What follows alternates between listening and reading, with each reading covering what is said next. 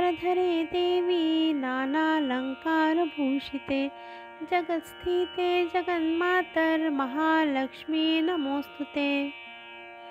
शुभ्र वस्त्र धारण करणारी, विविध अलंकाराने विभूषित असणारी अर्थात विश्वाचे अधिष्ठान असलेल्या जगाची माता लक्ष्मी तुला नमस्कार।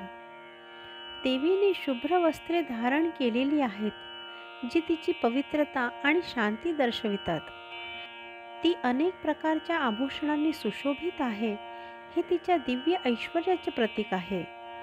ती केवळ स्वर्गातच नव्हे तर संपूर्ण विश्वात वास करते। सर्वांचे पालन पोषण करणारी जगाची माता असलेल्या हे महालक्ष्मी तुला नमस्कार।